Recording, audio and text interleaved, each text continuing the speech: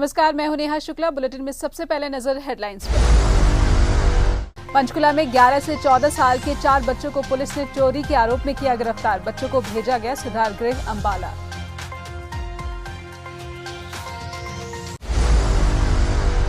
JP दलाल बोले, सड़क पर बैठकर नहीं बनते हैं कानून। कांग्रेस को दी चुनौती, कहा मोदी जी की तरह उपलब्धियां करके दिखाएं। और पंचकुला में कोरोना वैक्सीनेशन के दूसरे चरण में अधिकारियों ने लगवाए टीके। जनता से की अपील, कोविड नियमों का जरूर करें पालन। पंचकुला में हरियाणा के कृषि मंत्री जेपी दलाल ने मंगलवार को कहा कि लोकतंत्र में जनता के हित के फैसले संसद में किए जाते हैं। सड़क पर बैठकर कोई कानून न बनता है न बिगड़ता है। उन्होंने कहा कि वो पहले से ही कह रहे हैं कि किसान आंदोलन के पीछे राजनीतिक पार्टियां हैं। जेपी दलाल ने कहा कि कांग्रेस को सबसे पहले सभी किसानों से माफी मांगनी चाहिए, क्योंकि किसानों की खराब आर्थिक हालत के पीछे कांग्रेस की गलत नीतियां जिम्मेदार हैं। मैं तो पहले से ही कह रहा हूँ, इस आंदोलन में पीछे जो है राजनीतिक पार्टियां हैं और उन पार्टियों की मंशा किसान हित की बिल्कुल नहीं है, कुर्सी हित की है। और लोकतंत्र के अंदर चुनी हुई सरकारों को इस तरह से डिस्टेबलाइज करके सत्ता प्राप्ति नहीं हो सकती।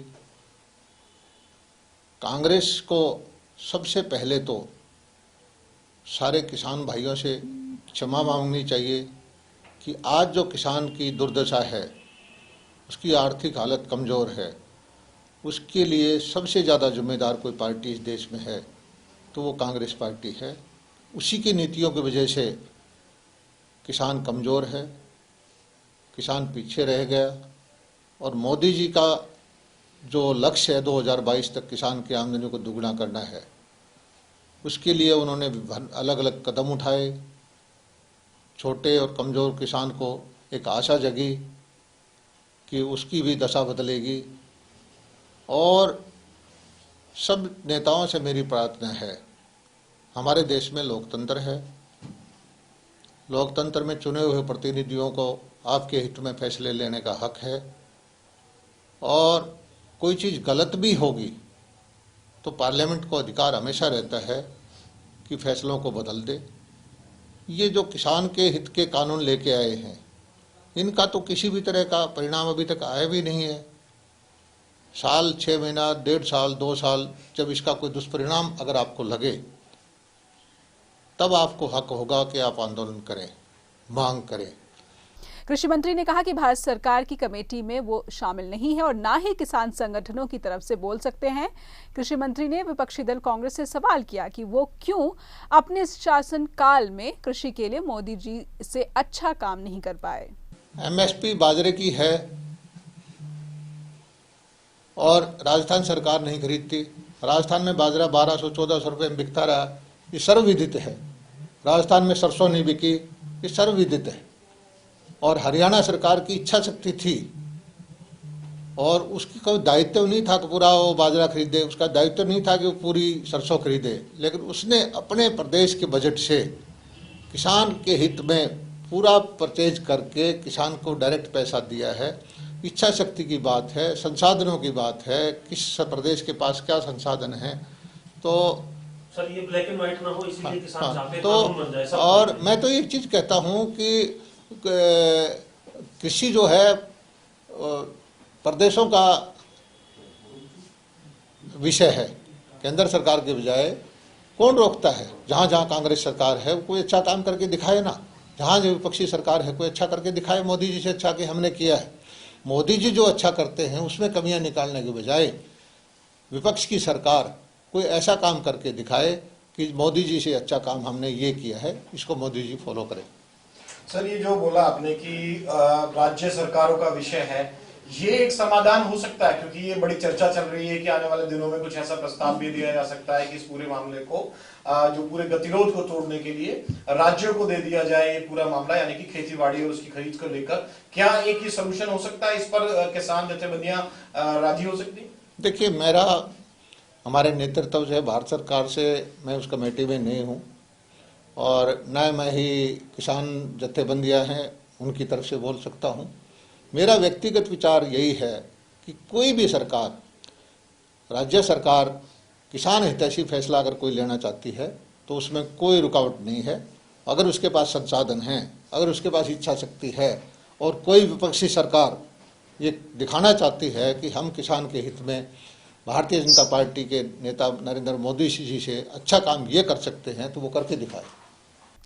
पंचकुला में कोरोना वैक्सीन के दूसरे चरण के तहत मंगलवार को लगभग 3500 फ्रंट लाइन और हेल्थ वर्कर्स को वैक्सीन लगाई गई। पंचकुला के भानु स्थित भारत तिब्बत सीमा पुलिस बल के सभी अधिकारियों और कर्मचारियों को कोरोना वैक्सीन का इंजेक्शन लगाया गया। भारत तिब्बत सीमा पुलिस बल के प्राथमिक प्रशिक्षण केंद्र के लगभग 1500 और 50वीं बटालियन के 200 जवानों को वैक्सीन लगाई गई। आज हमारे यहाँ 2000 जवानों का वैक्सीनेशन हो रहा है, जिसमें बीटीसी बानू और 50 बटालियन के जवान भाग लेंगे। ये vaccination programme GH6 Panchkula civil surgeon office से हो रहा है और इससे पहले भी हमारे यहाँ वैक्सीनेशन का प्रोग्राम लगा है। जो हमारे हेल्थ वर्कर्स थे जिन्होंने 60 वैक्सीनेशन किया है और अभी तक हमें उन 60 वैक्सीनेशन से किसी को कोई इफेक्ट नहीं हुआ है। और मैं ये अपील करता हूँ सभी से कि वो वैक्सीनेशन के लिए आगे आए। जैसे हमारे प्रधानमंत्री जी अपील कर रहे हैं कि दवाई और ढिलाई दोनों होनी चाहिए, जिसमें सोशल डिस्टेंस, मास्क और सैनिटाइजेशन का यूज करें। हमारे कर्मियों को लगभग 1500 से 2000 कर्मियों को वैक्सीन का टीका लग रहा है।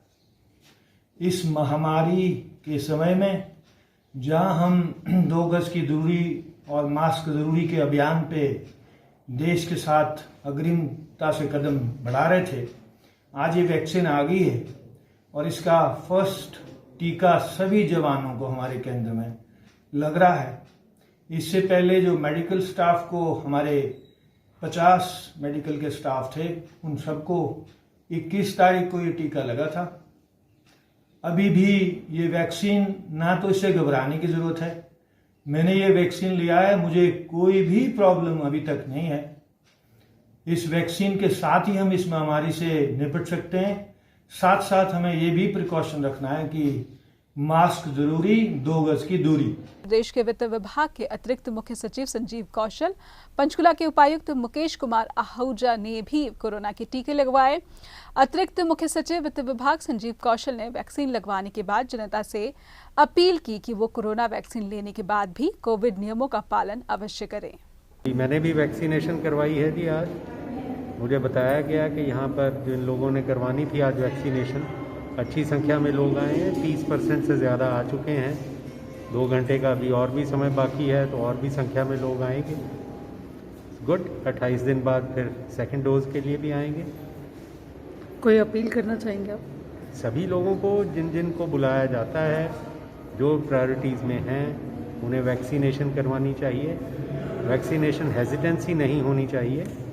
हमारे जो साइंटिफिक कम्युनिटी है बहुत काबिल हैं और अच्छी तरह से, हर तरह से इवैल्यूएशन स्टडीज़ करके ही इसको मार्केट में लाया गया है। तो इससे डरने की कोई बात नहीं है। It is a great gift of the scientist to us. और सारी दुनिया में हम तो एक्सपोर्ट कर रहे हैं, तो हमें हेजिटेंसी नहीं होनी चाहिए, वैक्सीनेशन करवानी चाहिए।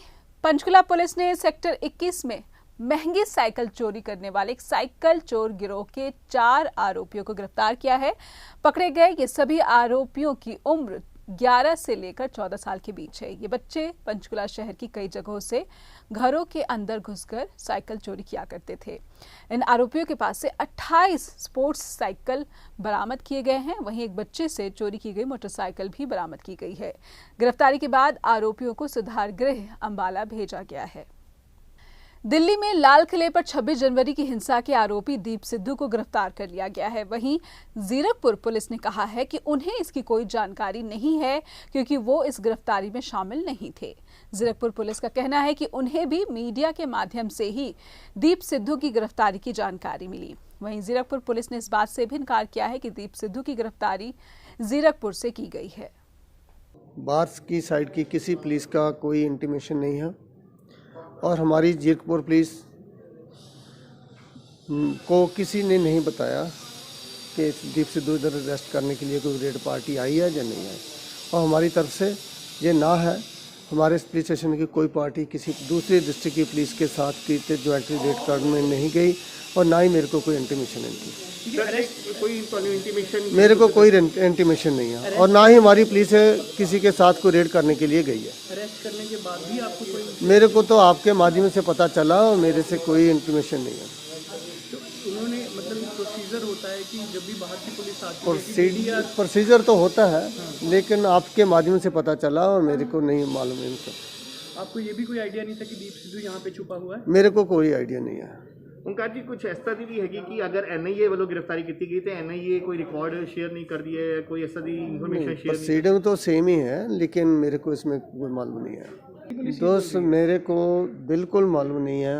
हमारे पास कोई कहीं दूसरे डिस्ट्रिक्ट की, दूसरे पुलिस स्टेशन की दीप सिद्धू के अरेस्ट करने के लिए रेड पार्टी की इंटीमेशन नहीं है। फिलहाल इस ट्राई सिटी बुलेटिन में अभी के लिए इतना ही। नमस्कार।